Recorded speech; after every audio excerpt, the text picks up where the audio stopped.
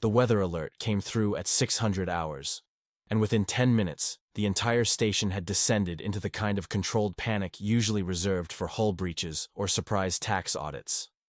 Kira Volkov, human survival instructor and the only person on the remote Vrin conservation station who apparently had a functional sense of scale, was checking the meteorological data when Administrator Silteth burst into the operations center like someone had just announced the heat death of the universe. "Emergency evacuation protocols are now active," Silteth announced, his crystalline form refracting light in patterns that Kira's translator helpfully labeled as extreme agitation mixed with existential dread. Kira scrolled through the weather data. Wind speeds up to 200 kilometers per hour. Heavy precipitation. Electrical activity. Temperature drop of about 15 degrees. "Oh," she said. "It's only winds up to 200 kph. That's cute."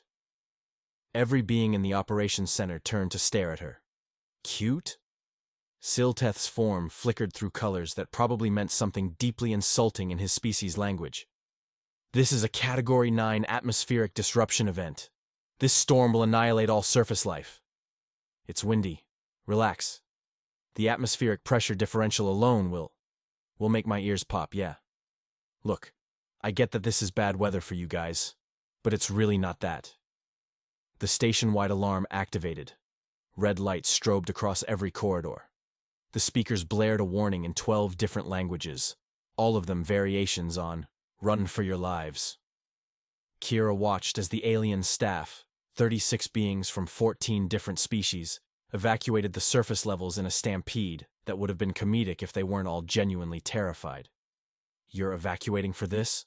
she asked Silteth, who was herding the last stragglers toward the emergency lifts. "Instructor Volkov, I strongly suggest you accompany us to the subterranean bunkers immediately. Surface conditions will be incompatible with life in approximately 18 minutes. Incompatible with life? It's a thunderstorm.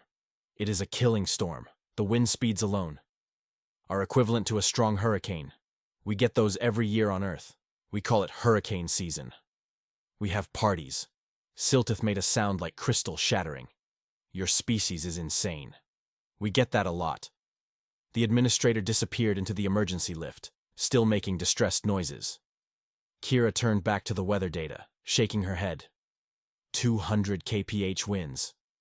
Yeah, that was legitimately dangerous, but it wasn't "everyone's going to die" dangerous. It was "stay inside and wait it out" dangerous. She was about to head to her quarters to ride out the storm with a good book when she noticed something on the station manifest. The nursery wing had been evacuated, except the head count was off by 4. 4 Vrin cubs were missing. Kira pulled up the tracking system. Lost none. Location: outer perimeter, section 12. Right where the storm was going to hit first. She grabbed her communicator. "Hey, Silteth, you guys forget some cubs in the evacuation?" The response came back immediate and panicked. "The juveniles were last observed near the boundary fence. They escaped containment during the evacuation chaos. Search and rescue protocols cannot be implemented due to lethal surface conditions. They will be retrieved after the storm passes." After the storm passes? They're kids. They'll be terrified. They are Vrin. They are designed to survive. They're 16 weeks old. They're babies. The atmospheric conditions. Yeah. Incompatible with life. I heard you the first time. Kira looked at the weather data again. Storm hitting in 15 minutes. Cubs somewhere in the outer perimeter with no shelter. She sighed. "I'm going after them." The communication channel exploded with overlapping voices, Silteth shouting about regulations, someone else yelling about liability, researcher Plikna making sounds that the translator rendered as horrified chittering. "Instructor Volkov, you cannot."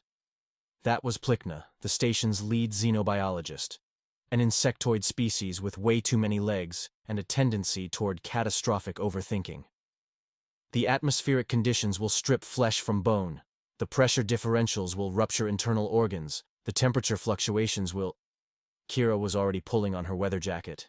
Heavy duty, rated for extreme conditions. She'd used it in Alaska and Norway, and that one time in Siberia that she didn't like to talk about. I've been through worse in Montana, she said. What is Montana? Hell, but with better skiing. She grabbed her emergency pack, thermal blankets, first aid, rope, the usual, and headed for the surface exit.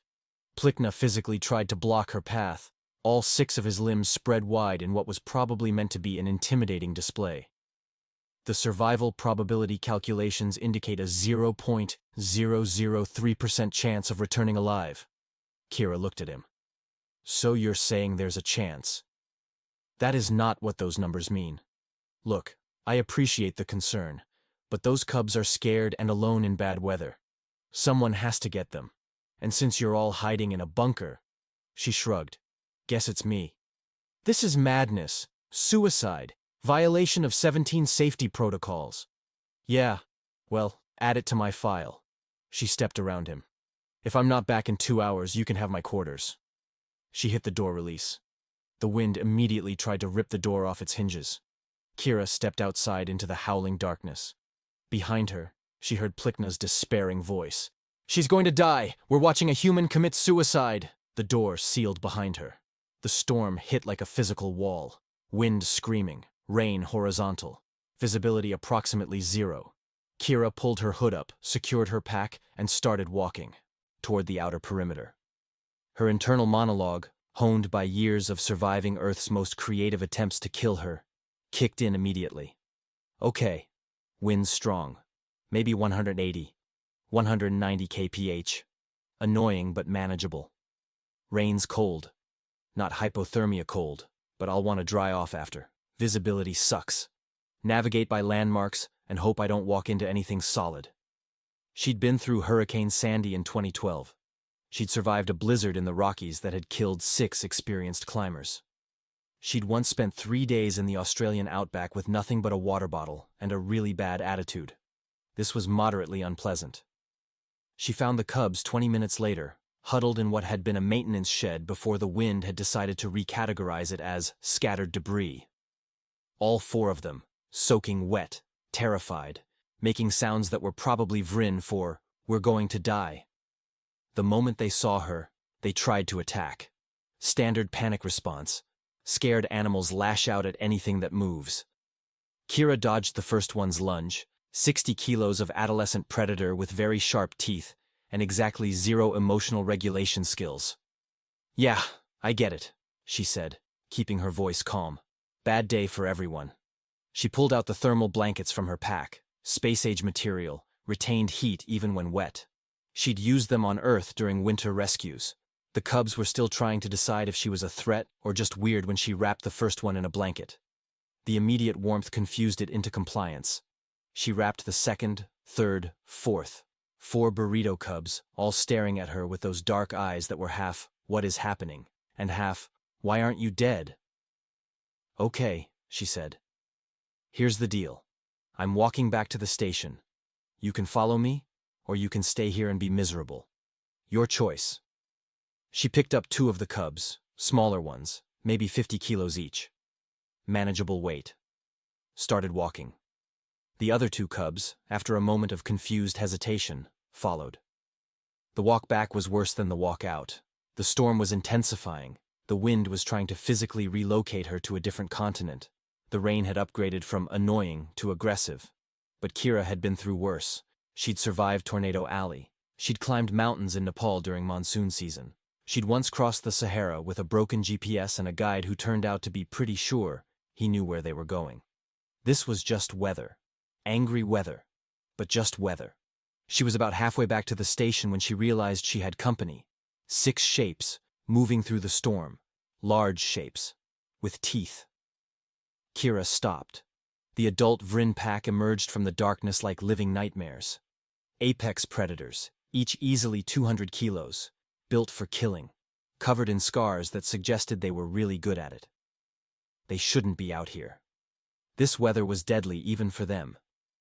But they'd come anyway. Looking for their cubs. And looking at the human carrying them. The cubs started making sounds, calling to their parents. The pack alpha, a massive female with a notched ear and eyes like black ice, approached slowly. Kira didn't run, didn't flinch, just stood there in the killing storm with 2 cubs in her arms and 2 at her feet, making eye contact with an apex predator who could tear her apart without breaking a sweat. "Your kids," she said quietly. "They're fine, just scared." She set the cubs down carefully. They scrambled toward their parents, making relieved sounds. The pack surrounded them immediately, checking for injuries, making soothing noises. Then the alpha female turned back to Kira, took 2 steps forward, and lowered her head to the ground. Full prostration, submission, respect. The entire pack followed. 6 apex predators, bowing to a human in the middle of a storm that was supposed to be incompatible with life. Kira stared. "Oh," she said finally. "This is going to be so much paperwork." For a long moment, Kira just stood there in the screaming wind, staring at 6 apex predators bowing to her like she was some kind of deity. This was new. She'd worked with predators before. Wolves in Yellowstone, bears in Alaska. That one very angry jaguar in Costa Rica that had strong opinions about personal space. None of them had ever bowed. The alpha female stayed low, head pressed to the ground, water streaming off her scarred hide. The rest of the pack mirrored her position. Full submission display. The cubs, confused but safe, huddled in the center of the group making soft sounds. Kira cleared her throat. "Okay, so, you're welcome? You can get up now." The alpha lifted her head slightly, dark eyes meeting Kira's. There was something in that gaze.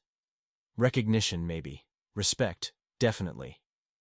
And something else that Kira's brain, which had survived 28 years of Earth's creative attempts at murder, categorized as complicated social dynamics I don't have time for right now. "Right," Kira said. "Storm's getting worse. You guys should get to shelter." She started walking back toward the station. The pack stood and followed. All 6 adults, all 4 cubs, moving in a formation that Kira recognized from nature documentaries as protective escort behavior. "I don't need an escort," she called over her shoulder. "I'm fine." They kept following. The alpha female positioned herself at Kira's right, slightly ahead. A younger male took the left. 2 more adults flanked the rear. The cubs stayed in the middle, protected on all sides, including from the storm. Because apparently, Kira was now part of the protection protocol. Her internal monologue kicked back in. "Great. I rescued 4 cubs and accidentally got adopted by a pack of apex predators. This is exactly how every nature documentary says not to interact with wildlife. Where's David Attenborough when you need him? And here we see the human, having made the terrible decision to involve herself in pack dynamics, now being escorted through lethal weather by creatures that could eat her for a light snack. The storm was getting worse. The wind had upgraded from very rude to personally offensive. The rain was now coming from approximately all directions at once. Kira trudged forward, water streaming off her jacket, the pack moving with her in perfect synchronization. Back at the station, researcher Plikna was having what his species would later classify as a significant emotional event. "The long-range scanners are detecting multiple life forms," he said, his voice climbing into registers that the translator struggled to process. "Vryn life forms, moving toward the station." Administrator Silteth's crystalline form flickered with colors that meant, "I knew this would happen," mixed with, "but I didn't think it would happen like this." "How many?" 10, 4 juveniles, 6 adults. Plikna's appendages were typing frantically across multiple datapads. "And 1 human. The human is alive? Apparently. In Category 9 atmospheric conditions? Yes. With a Vryn pack? Yes." Silteth's form went through so many colors so fast he looked like a malfunctioning disco ball. "Is the human being hunted?" Plikna zoomed in the scanner display, adjusted filters, checked readings 3 times. "No," he said slowly. "The Vryn are escorting her. Protective formation, standard pack travel arrangement. That's impossible. And yet." Plikna pulled up behavioral databases, cross-referencing patterns. "This violates every documented Vryn behavioral pattern. They're solitary hunters. They don't escort non-pack members. They especially don't escort prey species. Humans are not prey species. They're not predators either. Apparently the Vrin disagree. 20 minutes later, Kira arrived at the station entrance, soaking wet, mildly annoyed, and accompanied by 6 apex predators who showed no signs of leaving. She hit the comm button. "Hey, I'm back. Cubs are fine. Can you let me in?" Silence. "Hello?" Administrator Silteth's voice crackled through. "Instructor Volkov, why are there 6 adult Vrin predators surrounding you? They followed me." "Why?" "I rescued their kids. They're grateful. It's not complicated." Vrin don't exhibit gratitude behaviors. Kira looked at the alpha female, who was standing so close their shoulders were almost touching. "Well, these ones do." "This is unprecedented. Impossible. Against all established behavioral science." The storm chose that moment to intensify, wind howling like it had personal grievances against solid matter. "Can we discuss xenobiology after you let me inside?" Kira shouted. "I'm getting really tired of being wet." "We cannot open the doors with hostile predators present."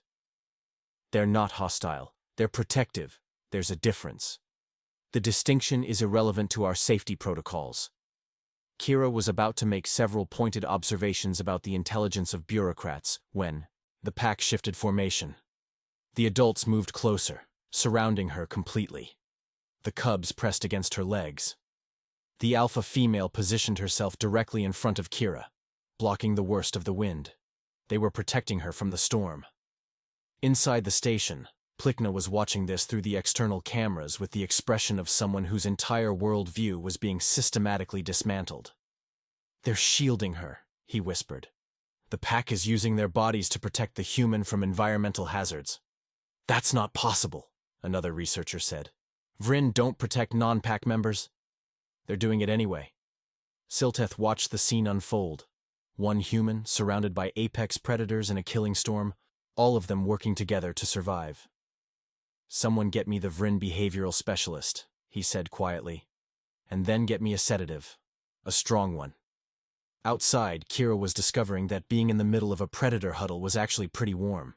The alpha female had positioned herself directly over Kira, using her larger body as a windbreak.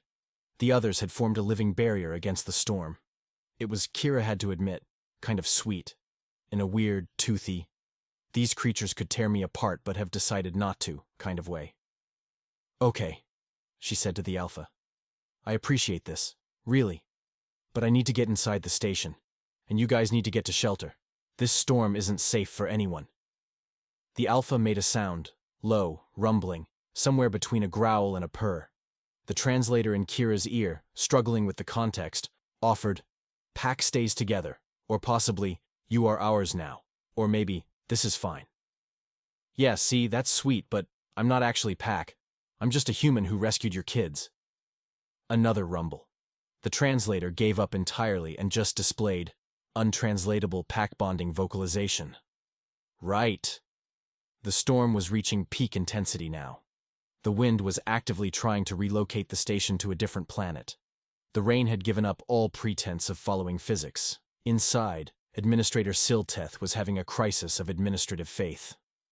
"We have to let her in," he said. "With the predators?" Plikna asked. "She'll freeze to death out there." "The predators will kill everyone in the station."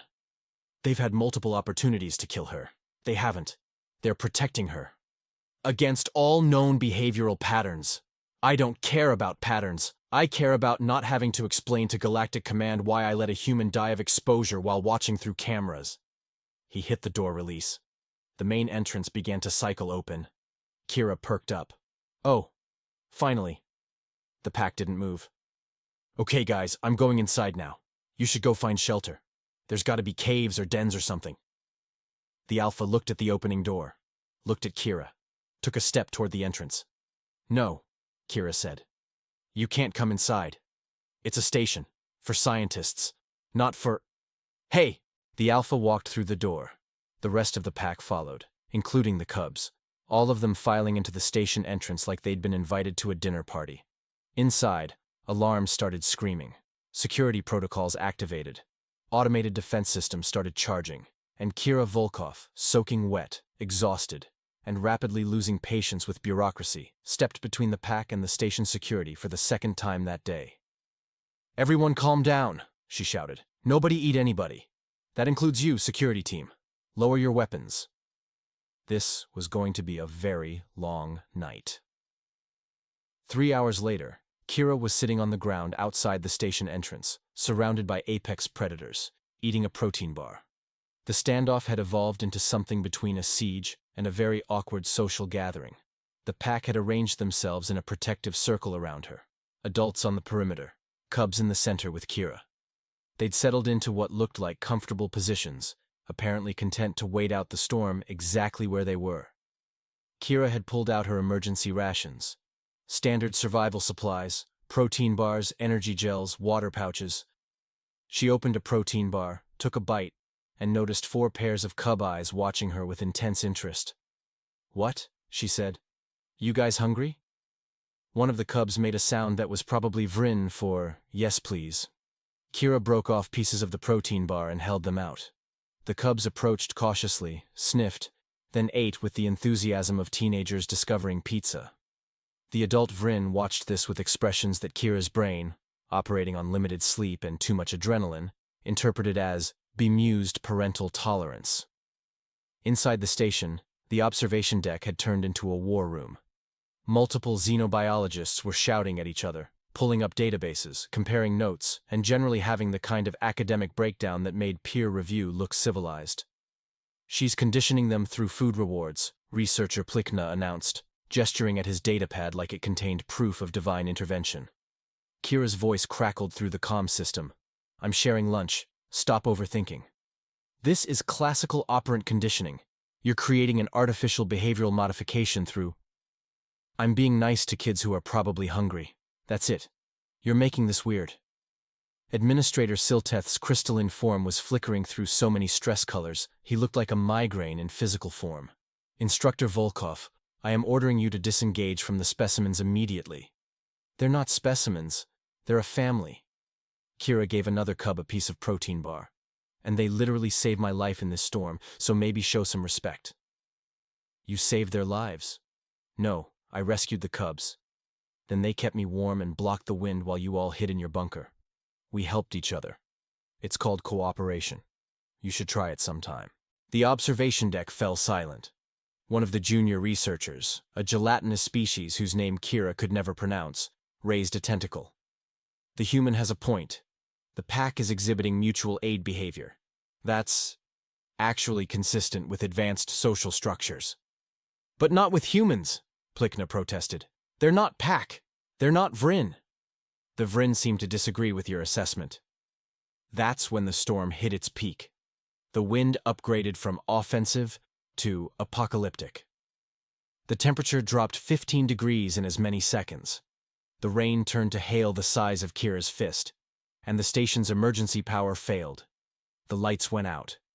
Backup generators kicked in immediately, but their output was struggling.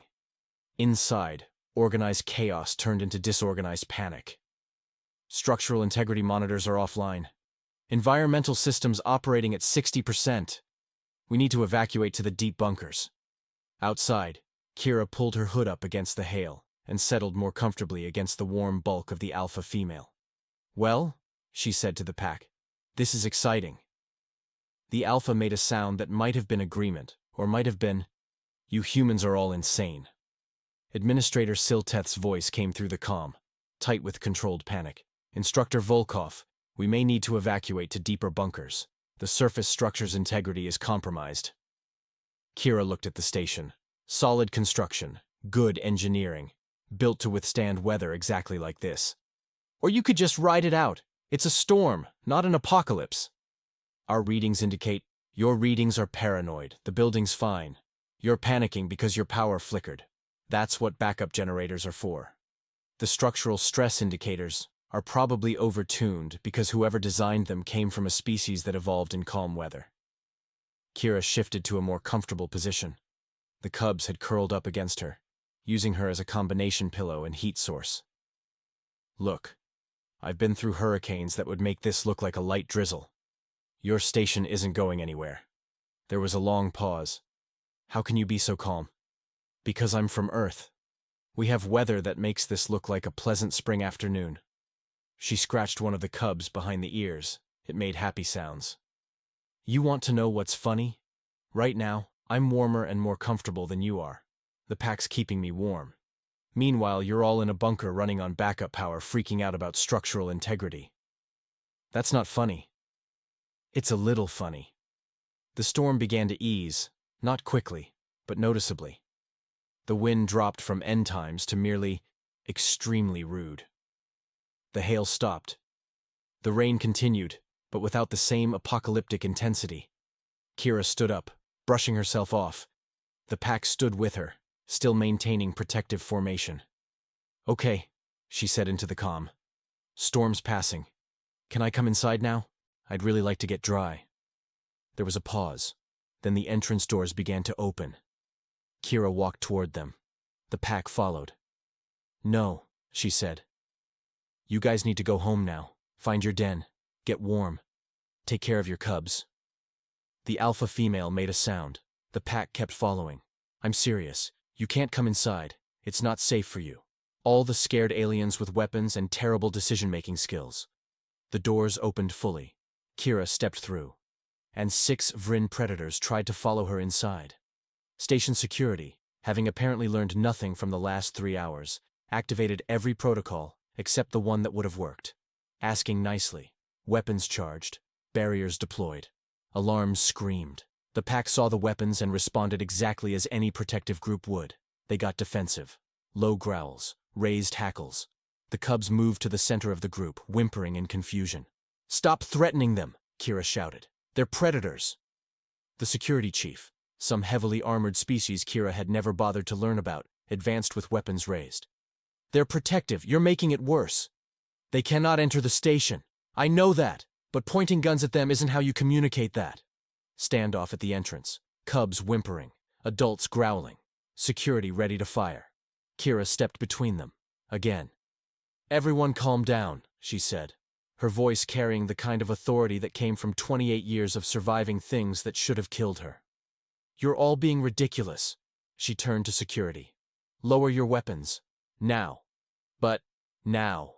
They lowered them, slowly. She turned to the pack, made soft sounds, not Vryn language, just soothing tones. Universal mammal communication. I'm not a threat. You're safe. Everything's okay. Added calming gestures. Hands low, non-threatening. Body language that said peace, not aggression. The pack's growls faded. The alpha watched Kira with those dark, intelligent eyes. You can't come inside, Kira said softly. I know you want to make sure I'm safe. I get it. But this isn't your place. You need to take your family home. The alpha tilted her head. Kira made a gesture. Part wave, part thanks, part dismissal. Hoping the body language translated. The alpha female held her gaze for a long moment. Then she turned to her pack, made a sound, and led them away. All 6 adults, all 4 cubs, disappearing into the dying storm. The station staff stood in shocked silence. Researcher Plikna's voice emerged as barely a whisper. She just communicated with them. Without words. Without training. Just instinct. Administrator Silteth watched the predators vanish into the darkness. Call Galactic Command, he said quietly. We have a situation. 2 days later, Kira sat in a conference room facing Administrator Silteth, Researcher Plikna, and 5 galactic observers who watched her like she'd just declared war on physics. Please explain how you survived. Surface conditions calculated as 99.997% lethal, Silteth said. Kira shrugged. I walked mostly, sometimes jogged when the wind got pushy. That is not an explanation. What do you want me to say? It was windy and wet. I've been through worse. A 12-eyed observer leaned forward. Worse than Category 9 atmospheric disruption? Yeah. Hurricane Katrina, 2005. Look it up. They did. The reactions were immediate horror. Your species experiences these regularly? Every year, June through November. We name them, have viewing parties. Plikna's appendages flew across datapads. Hurricanes, typhoons, tornadoes, blizzards. Their planet is actively trying to kill them, constantly. That's dramatic, Kira said. Your origin continent experiences temperature variations of 80 degrees. Yeah, that's why we invented air conditioning and winter coats. Plikna read his report aloud. Recommend immediate study of human environmental adaptation. Also recommend therapy for research team experiencing existential crisis. Approved, Silteth said. Schedule me first. The Vryn pack started visiting regularly. Not threatening, just present. Watching. Sometimes bringing the cubs. Other packs began showing up. Word had spread through predator communities about the human who walks in death storms. 3 weeks after the storm, the alpha female approached alone, carrying something. A carved bone token, intricate patterns. She set it at Kira's feet and backed away. That's a Vryn honor token, Plikna whispered. Given only to pack leaders and battle heroes. Kira picked it up. Well, this is awkward. News spread across galactic networks. Human survives Deathstorm, befriends Vryn pack. Academic papers multiplied. Theories about Hellworld evolution. Requests for human survival specialists. They think Earth is worse than here? Kira asked. Your planet has 17 climate zones classified as extreme hazard, Plikna said. You call them tourist destinations. More Vryn packs showed deference. Some brought offerings. The pack hierarchy had expanded to include one confused human. Silteth's report. The human has been integrated into Vryn's social structure. This should be impossible. Request transfer to less stressful posting. Response. Transfer denied. This is now your specialty. Congratulations on your promotion. 6 months later, Kira taught survival courses to terrified aliens. Lesson 1. Weather is just weather. Stop being dramatic. Lesson 2. If something wants to thank you, let it. The original cubs had grown, bigger, confident, still playful. Other humans arrived with similar stories. Survived impossible conditions. Befriended unsurvivable predators. Galactic Command created new protocols based on what humans did naturally. The Galactic Xenobiology Council convened. How did humans survive their planet long enough to reach space? Plikna presented findings. Their planet tried to kill them constantly. Storms, predators, temperature extremes. They survived by adapting, cooperating, and deciding that deadly weather was just inconvenient. And the predator bonding? They befriend apex predators because on Earth, they were apex predators. They don't see Vryn as threats. They see them as fellow survivors. Silence. Should we be concerned about human expansion? Silteth pulled up footage of Kira teaching while Vryn cubs played at her feet. Concerned? No. Terrified. Absolutely. He paused. We built our civilizations by avoiding danger, safe planets, stable weather. We survived by running from threats. On screen, Kira scratched a cub behind the ears. They built theirs by walking through storms that would kill us, by befriending the things in the dark, by treating extinction-level events as moderately inconvenient. Silence. We're not ready for humans, Silteth said finally. And honestly, I don't think we'll ever be.